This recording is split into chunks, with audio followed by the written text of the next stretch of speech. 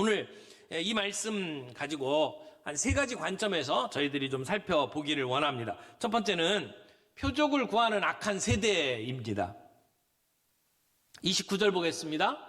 무리가 모였을 때에 예수께서 말씀하시되 이 세대는 악한 세대라 표적을 구하되, 이렇게 말씀을 하죠. 표적을 구하는 유대인들의 모습을 볼 수가 있습니다. 고린도 전서 1장 22절에 보면 이렇게 표현을 했죠. 유대인은 표적을 구하고 헬라인은 지혜를 찾으나, 그러니까 유대인은 표적을 구한대요. 헬라인은 지혜를 찾는데요. 이게 무슨 말일까요? 유대인들은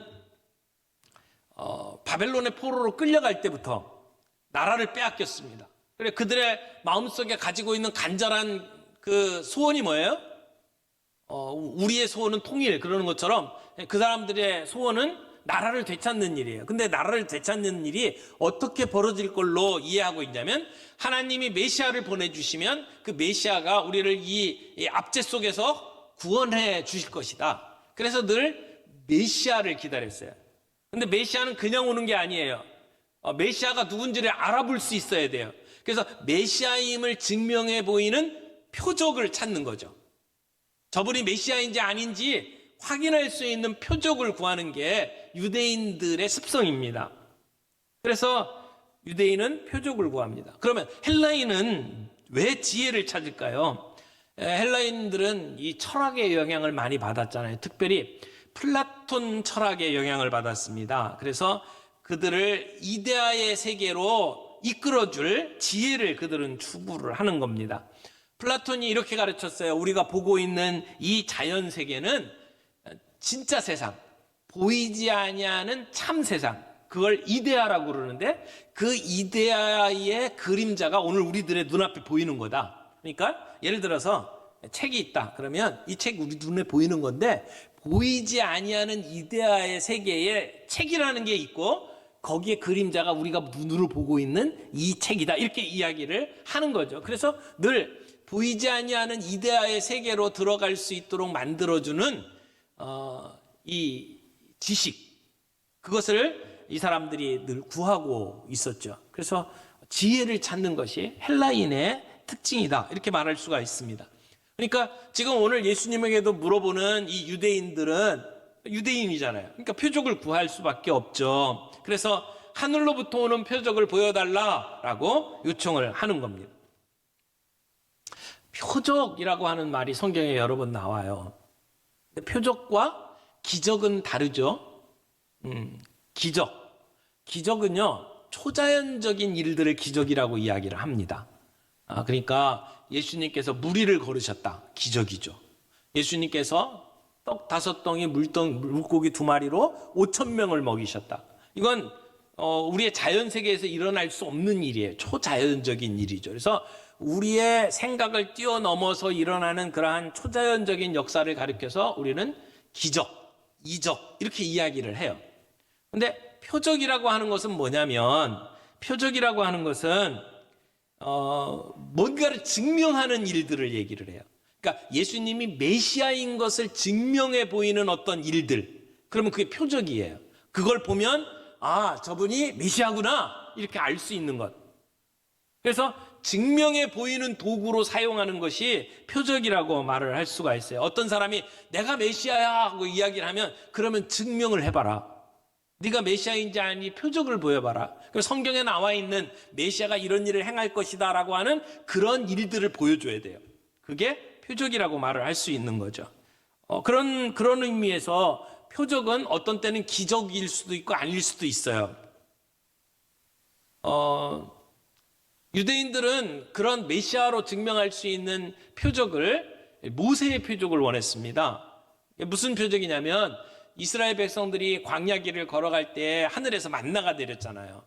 그런 만나를 먹는 것과 같은 그런 표적을 보여달라는 거죠. 그런가 하면 엘리야의 표적을 보여달라는 게, 하늘에서 막 불이 내려와가지고 제단을 불살르는 그런 표적을 보여주면 우리가 메시아인 줄 믿겠다, 이런 이야기를 하는 거죠. 그런데 성경의 메시아를 설명하는 그 표적들 가운데 가장 대표적인 것이 치유의 표적이었습니다. 메시아가 오게 되면 그분은 안진뱅이를 일으키고 눈먼 자를 고치시고 이런 기적들을 보여줄 것이라고 성경에 예언이 되어 있죠. 이사야서의 말씀을 보면 이렇게 되어 있어요. 그때 소경이의 눈이 뜨이며 귀머거리의 귀가 뚫리리라. 그때의 절름발이가 사슬처럼 뛰고 벙어리의 혀는 노래하리라. 광야에는 물이 솟아나오며 사막에는 시내가 흐르리라. 이게 이제 메시아가 일어나면 일어날 일들이라는 거예요. 그러니까 예수님이 메시아인지 아닌지 어떻게 알 수 있냐? 이 구약에 나타났던 일들이 지금 벌어지고 있는지를 보면 된다는 거예요. 그런 것들이 표적이라고 하는 것이죠. 마태복음에서는 똑같은 본문에서 그들을 향해서 뭐라고 표현하냐면 악하고 음란한 세대요 라고 표현을 합니다. 음란한이라는 표현이 더 붙어져 있어요. 영적으로 음란하다는 거예요. 하나님만 믿고 섬겨야 될 너희들이 세상과 짝하고 살아간다. 하나님을 버리고 하나님의 뜻대로 살아가지 않는 것을 음란하다고 표현을 하는 것이죠. 그런 사람들이 지금 예수님께 표적을 구하고 있어요. 얼마나 우스꽝스러운 일입니까? 표적을 못 본 게 아니에요. 그들은 수많은 표적을 예수님을 통해서 봤음에도 불구하고 그걸 받아들이지 않고 또 다른 표적을 보여달라고 지금 이야기를 하는 거예요. 여러분, 우리가 신앙생활 하면서 늘 이 표적만 쫓아다니는 사람들이 있어요. 좀 신기한 것, 이상한 것.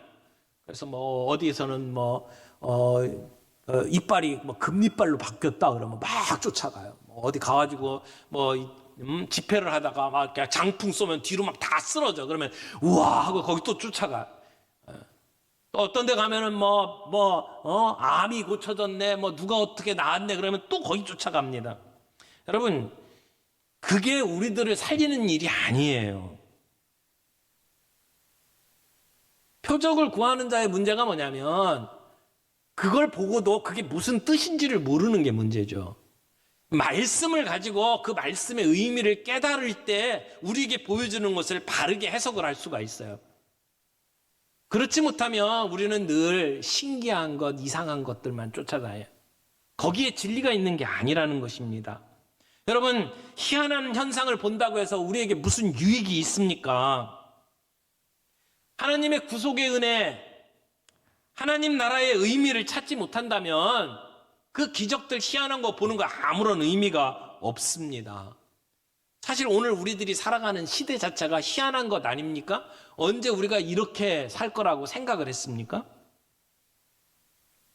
예전에는 우리 눈앞에 보이는 것만도 벅찼는데 지금은 신문으로 인터넷으로 모든 걸 다 봅니다. 요즘에는 얼굴을 안 보고도 줌으로 회의를 합니다.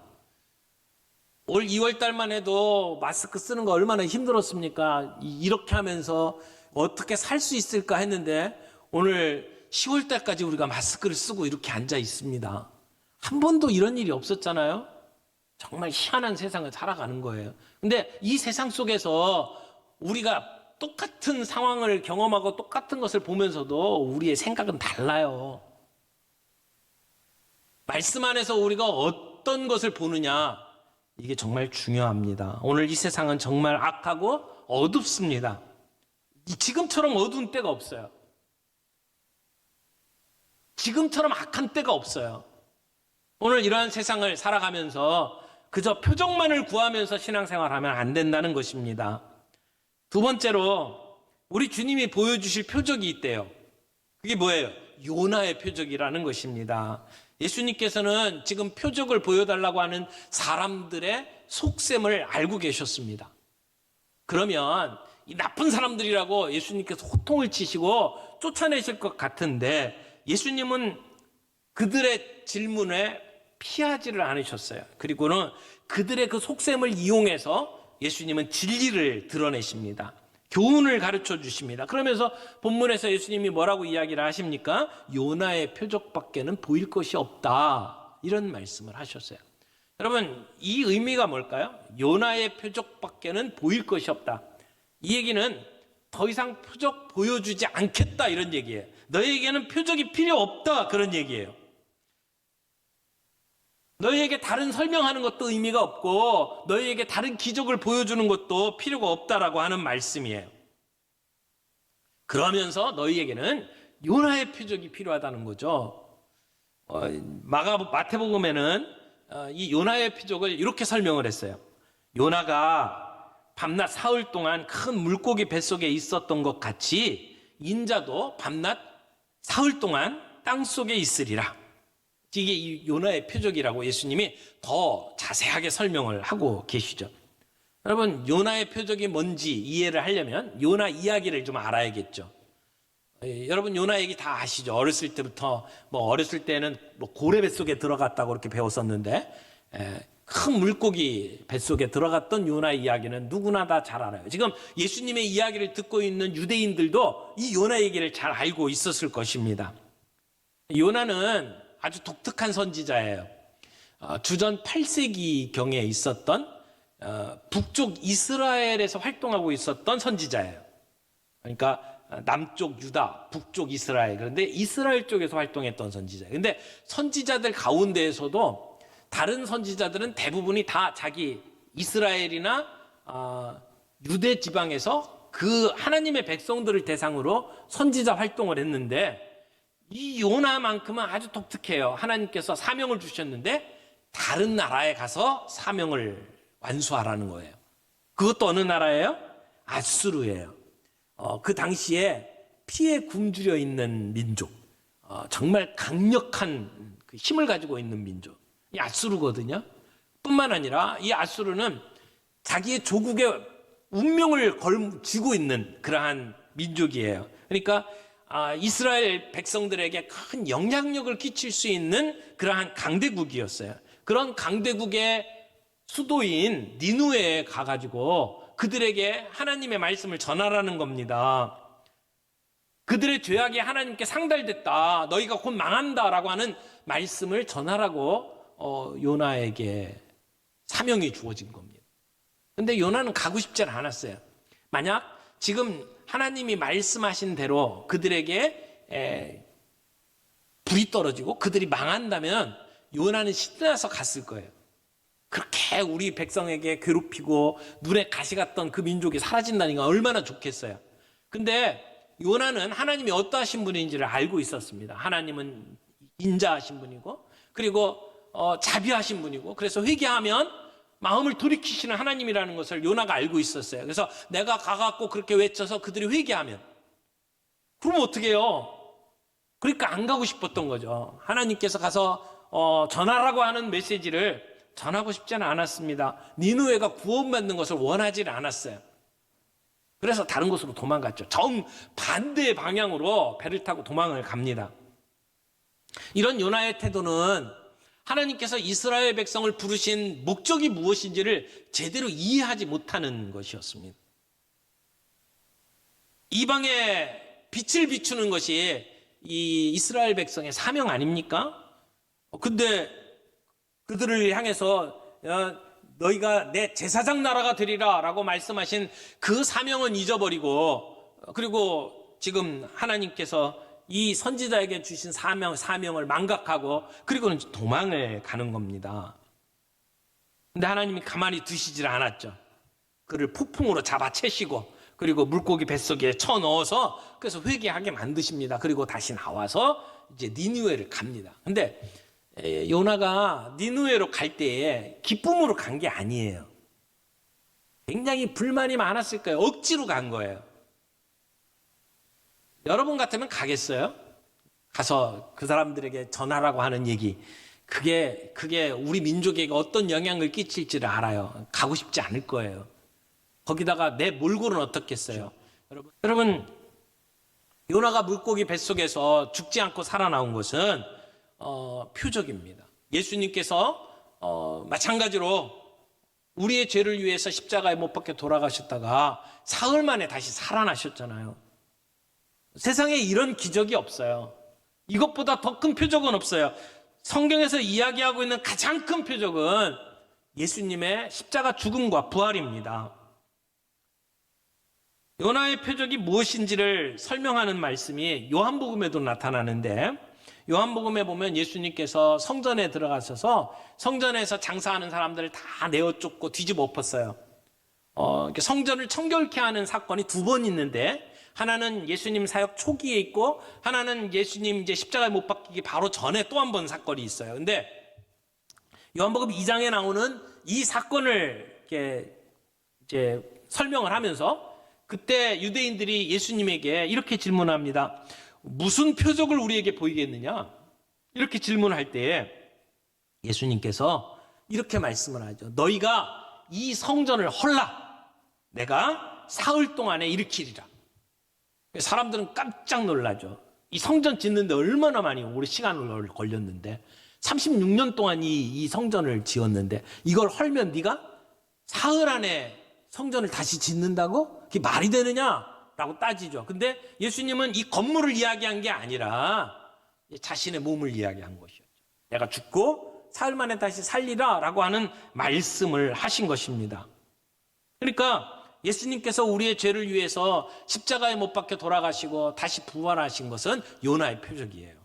예수님이 메시아라고 하는 것을 보여주는 가장 분명한 표적이다. 이렇게 말할 수가 있습니다.